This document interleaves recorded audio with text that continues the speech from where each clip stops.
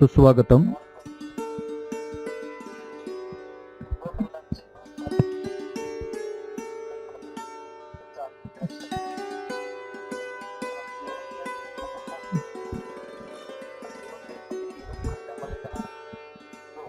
इतिहासातील प्रकरण पहिले, युरोपियनांचे भारतात आगमन.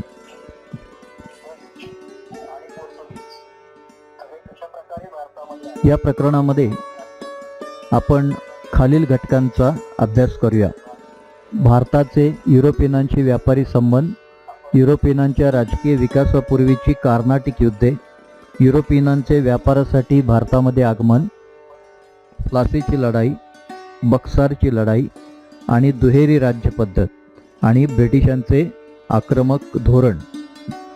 तर यातलं आपण पोर्तुगीज कसे भारतात आले आणि डच कसे भारतात आले याचा अभ्यास आपल्याला करायचा आहे.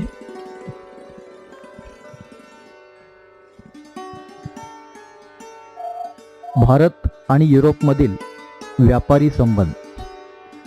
भारत आणि युरोपियन यांच्यामध्ये अगदी प्राचीन काळापासून म्हणजे ग्रीक काळापासून हे व्यापारी संबंध वाढले होते. युरोपमध्ये भारतातील मसाल्याच्या पदार्थांना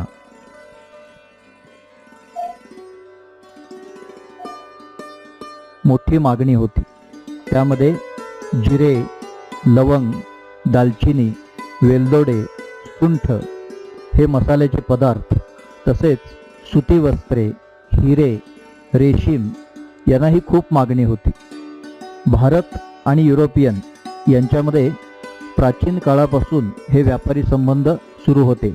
तसेच इतर देशसुद्धा भारताच्या बाजूचे चीन, जावा, सुमात्रा या देशांशी सुद्धा युरोपियनांचे व्यापारी संबंध वाढलेले होते. तर पूर्व रोमन साम्राज्याची राजधानी, त्यालाच बायझंटाईन पण म्हणतात, कॉन्स्टँटिनोपल येथून हा सगळा व्यापारी माल युरोप खंडामध्ये जात होता. तर त्या बदल्यामध्ये हे जे निर्यात होतो त्याच्या बदल्यामध्ये काही वस्तू आयात पण होत होत्या. त्यामध्ये घोडे, द्राक्षापासून बनवलेले मद्य, प्रवाळ आणि पारा यांची आयात होत असे. म्हणजे भारतामध्ये ते आणले जात. उत्तम प्रकारचे अरबी घोडे भारतामध्ये येत होते. तर या मसाल्याच्या पदार्थांना खूप मागणी होती युरोप खंडामध्ये, कारण तो थंड हवामानाचा प्रदेश, शीतकटिबंधातला, त्याच्यामुळे हे मसाल्याचे पदार्थ तिथं मागवले जात आणि सुती वस्त्र यांची मागणी जास्त होती.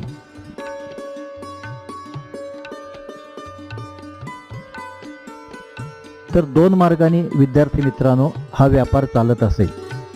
एक म्हणजे पर्शियन आखातातून समुद्रमार्गे कॉन्स्टँटिनोपल आणि पुढे भूमध्य समुद्रातून युरोप खंडापर्यंत.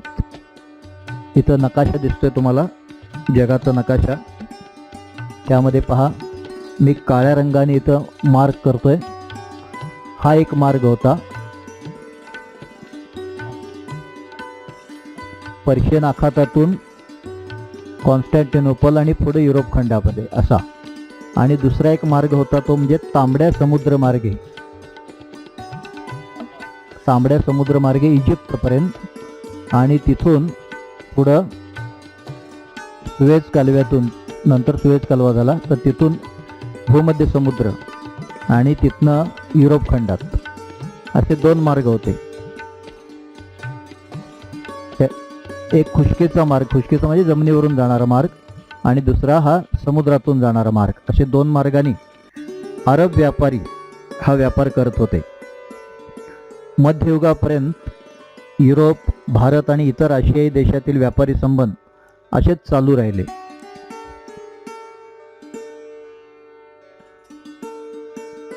सौदी अरेबियामधील अरबी व्यापारी आशियातील विक्रीचा माल पूर्व रोमन साम्राज्याची राजधानी म्हणजेच बायझंटाईन, त्यालाच पवित्र रोमन साम्राज्य म्हणतात, राजधानी कॉन्स्टँटिनोपल येथे पोचवत असत.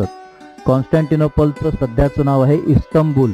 लक्षात ठेवा, हे पण नाव इस्तंबूल म्हणतात त्याला. कॉन्स्टँटिनोपल हे युरोपियन व्यापाराचे महाद्वार म्हणून ओळखले जात होते.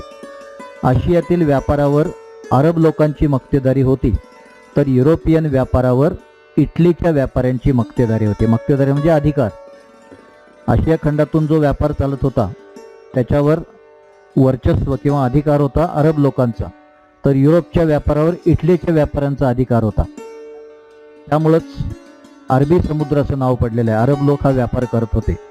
1453 मध्ये एक अशी घटना घडली की ऑटोमन तुर्कांनी कॉन्स्टँटिनोपल हे जिंकून घेतलं, ते काबीज केलं आणि त्यामुळं अनेक समस्या निर्माण झाल्या. अरबी व्यापारी आशियातील विक्रीचा माल हा पूर्व रोमन साम्राज्याची राजधानी कॉन्स्टँटिनोपल इथं पोचवत होते आणि तिथं सगळे व्यापारी करार मदार होत असत. इथं नकाशामध्ये तुम्हाला एक गोल चक्र फिरताना दिसतंय आणि तेच कॉन्स्टँटिनोपल आहे.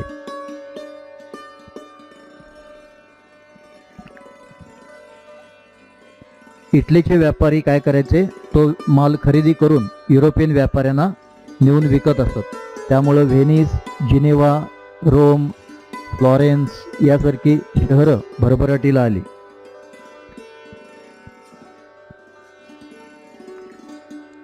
अशा प्रकारे कॉन्स्टँटिनोपल हे आंतरराष्ट्रीय वस्तू विनिमयाचे म्हणजे वस्तूची देवाणघेवाण, करार मदार व्यापार करण्याचे एक केंद्र बनलं आणि ते युरोपियन व्यापाराचे महाद्वार म्हणून ओळखले जाऊ लागलं.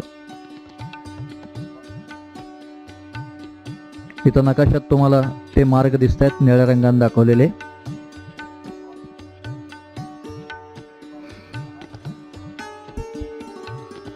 इथं आणखी एक चित्र दिसतंय कॉन्स्टँटिनोपल मधलं. आशियातील व्यापारावर अरब लोकांची मक्तेदारी होती, अधिकार होता. मगाशी आपण पाहिलं तर युरोपियन व्यापारावर इटलीच्या व्यापाऱ्यांची मक्तेदारी होती आणि आशियातील वस्तूंच्या विक्रीमुळे इटलीच्या व्यापाऱ्यांना भरपूर फायदा मिळत असे, पुष्कळ फायदा मिळत असे.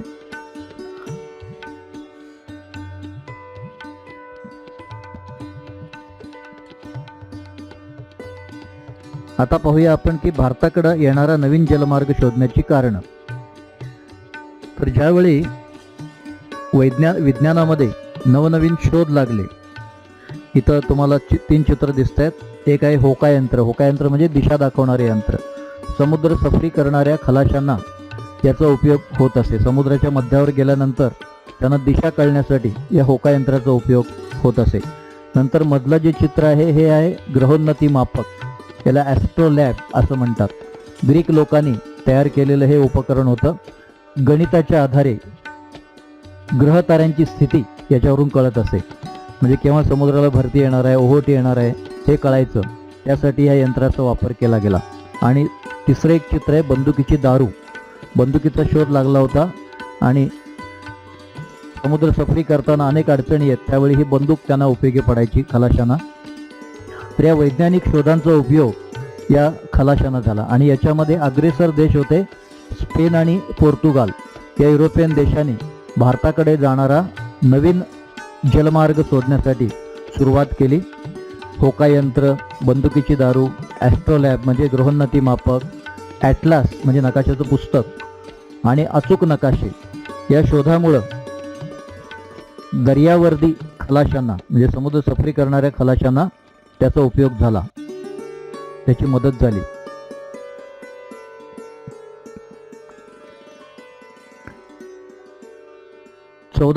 मध्ये एक घटना अशी घडली की ऑटोमन तुर्कांनी कॉन्स्टँटिनोपल हे शहर जिंकून घेतलं 1453ला आणि याचा परिणाम म्हणजे या शहराला जोडणारे सर्व व्यापारी मार्ग तुर्कांच्या ताब्यामध्ये आले. त्यामुळे इस्तंबूल, इथं एक चक्र फिरताना दिसतंय तुम्हाला, इस्तंबूल म्हणजे कॉन्स्टँटिनोपल हे तुर्कांच्या ताब्यामध्ये गेलं. तर याचे काय परिणाम झाले? 3 परिणाम झाले याचे. एक म्हणजे पूर्व आणि पश्चिम देशांना जोडणारा भूमार्ग बंद झाला. दुसरा, जुन्या सागरी मार्गावर अरब लोकांचं वर्चस्व होतं, त्यामुळे युरोपियनांना नवीन जलमार्ग शोधण्याची गरज भासू लागली. तुर्कांनी या मार्गावरून जाणाऱ्या वस्तूवर भरमसाठ कर लादला आणि त्यामुळं भारताकडे जाणारा जलमार्ग शोधणं हे अपरिहार्य ठरलं. गरज ही शोधाची जननी असते असं म्हटलं जातं.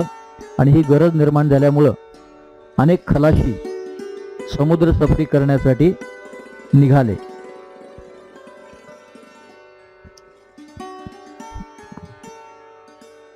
तर तुर्कांनी या मार्गावरून नेण्यात येणाऱ्या व्यापारी वस्तूंच्यावर भरमसाठ कर लादला आणि त्यामुळेच व्यापाऱ्यांना येथून होणारा व्यापार हा नुकसानीचा वाटू लागला. त्यांना त्यात फायदा मिळेनासा झाला. तर यामध्ये स्पेनची राणी इसाबेला म्हणून होती आणि पोर्तुगालचा राजा प्रिन्स हेनरी यांनी समुद्र सफरी करणाऱ्या खलाशांना प्रोत्साहन दिलं आणि त्यातूनच इसवी सन 1492 मध्ये ख्रिस्तोफर कोलंबस या खलाशाने अमेरिकेचा शोध लावला आणि 1493 मध्ये व त्याच्यापूर्वी 1488 मध्ये बार्थोलोमेओ डायस याने केप ऑफ गुड होप चा शोध लावला. केप ऑफ गुड होप म्हणजे आफ्रिकेचं दक्षिण टोक. इटालियन व्यापाऱ्यांची ही मक्तेदारी मोडून काढण्यासाठी स्पेनची राणी इसाबेला मागे सांगितलं आणि पोर्तुगाल देशाचा राजा प्रिन्स हेनरी यांनी धाडशी खलाशांना भारताकडे जाणारा नवीन जलमार्ग शोधण्यासाठी उत्तेजन दिलं. या ठिकाणी तुम्हाला नकाशामध्ये दिसतंय एक चित्र. बार्थोलोमेओ डायस याचं चित्र दिसतंय. लाल रंगाने जो नकाशा दाखवलेला आहे तो आहे इटलीचा नकाशा.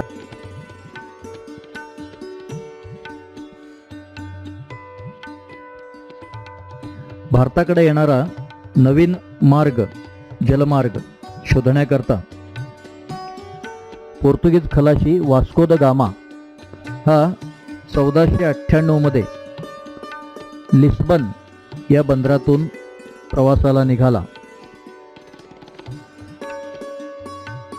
आणि तो 1498 मध्ये भारताच्या पश्चिम किनारपट्टीवर कालिकत जवळ कप्पाडू म्हणून इथं पोहोचला. आता सध्याचं नाव आहे त्याचं कोझिकोडे. वास्को द गामा कशा मार्गाने आला इथं नकाशामध्ये गुलाबी रंगाने हा मार्ग दाखवलेला आहे. 2 वेळा वास्को द गामा या मार्गाने आला. एकदा प्रथम आला त्यावेळी कालिकत इथं हिंदू राजा झामोरिन म्हणून होता. त्याने त्याचं स्वागत केलं आणि व्यापारी करार त्याच्याशी केला. नंतर दुसऱ्यांदा परत आला वास्को द गामा आणि त्यानं कोचीन इथं आपली पहिली वखार म्हणजे व्यापारी केंद्र त्यांनी सुरू केलं. अशा प्रकारे भारताबरोबर युरोपचे व्यापारी संबंध पुन्हा प्रस्थापित करणारे पोर्तुगीज हे प्रथम व्यापारी ठरले.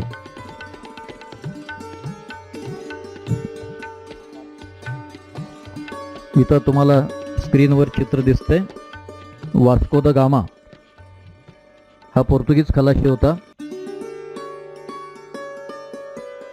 त्याला अनेक अडचणी आल्या समुद्र सफरी करताना आणि इथं खाली उजव्या बाजूला एक चित्र आहे. झामोरिन राजाला तो भेटला येऊन.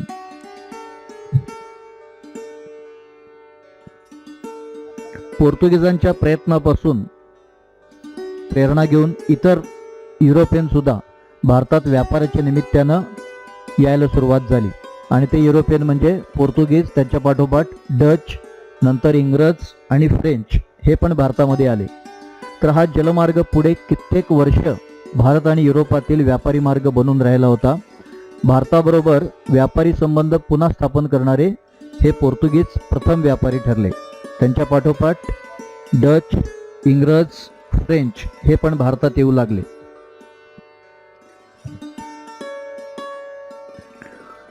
पोर्तुगीजांच्या यशस्वी प्रयत्नापासून प्रेरणा घेऊन इतर युरोपियन म्हणजेच डच, इंग्रज आणि फ्रेंच व्यापारी कंपन्या भारतामध्ये आल्या. या विकासामुळे फक्त भारताच्या इतिहासातच नव्हे तर संपूर्ण युरोपियन देशांच्या इतिहासातही आमूलाग्र बदल घडून आला. इथं युरोप खंडाचा नकाशा दिसतोय तुम्हाला. तर सर्वात प्रथम येणारे पोर्तुगीज त्याबद्दल आपण पाहूया.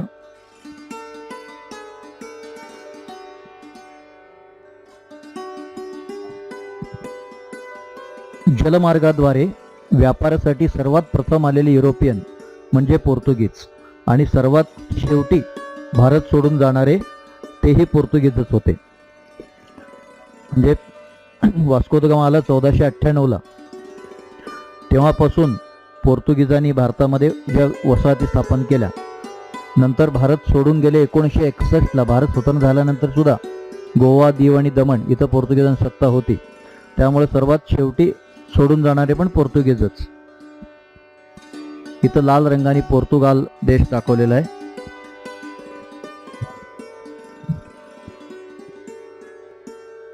वास्को द गामा नंतर पोर्तुगीजांचा पहिला व्हाईसरॉय म्हणून फ्रान्सिस्को द अल्मिडा हा भारतामध्ये आला. सागरी मार्गावर, समुद्र मार्गावर आपला अधिकार किंवा मक्तेदारी निर्माण करण्याकरता त्यानं आपलं आरमार म्हणजे नौदल प्रबळ बनवलं. याकरता त्याने निळ्या पाण्याचे धोरण अंमलात आणले. लक्षात ठेवा, निळ्या पाण्याचे धोरण कुणी अंमलात आणले असा प्रश्न विचारला जातो. महत्त्वाचा प्रश्न आहे. Francisco the Almeida.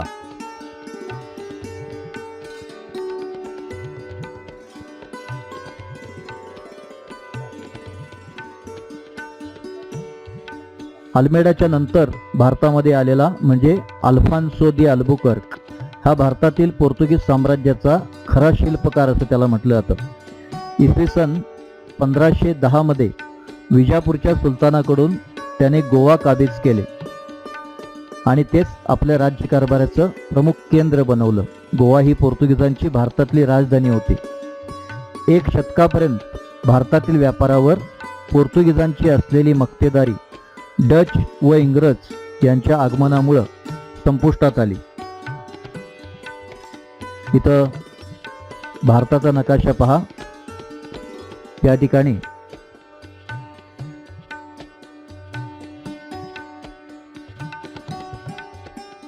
गोवा तुम्हाला दिसतंय. विजापूरच्या सुलतानाकडून हे गोवा जिंकून घेतलं आणि तीच आपली राजधानी बनवली.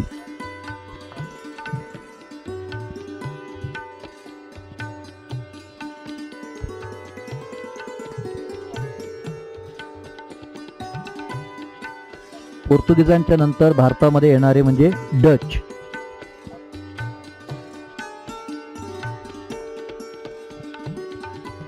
डच हे नेदरलँडचे रहिवासी होते. हॉलंड किंवा नेदरलँड इथं रहिवासी होते. इसवी सन 1602 मध्ये युनायटेड ईस्ट इंडिया कंपनी म्हणजेच डच ईस्ट इंडिया कंपनीची स्थापना झाली. पोर्तुगीजांना व्यापारात मिळणारा फायदा पाहून डच लोकांच्या तोंडालाही पाणी सुटलं. त्यांना पण भारताशी व्यापार आपण करावा असं वाटू लागलं. भारतामध्ये त्यांनी सुद्धा अनेक ठिकाणी आपल्या वखारी म्हणजे व्यापारी केंद्र स्थापन केली. परंतु नंतर आलेले फ्रेंच आणि इंग्रज यांच्यामुळं त्यांना भारत सोडून जावं लागलं. डचांना ते टिकू शकले नाहीत. इंग्रजांच्या अत्याधुनिक शस्त्रसज्जतेपुढं त्यांनी हार मानली आणि आपलं लक्ष त्यांनी पूर्ण जावा, सुमात्रा आणि इंडोनेशिया या मसाल्याच्या बेटांच्यावर केंद्रित केलं.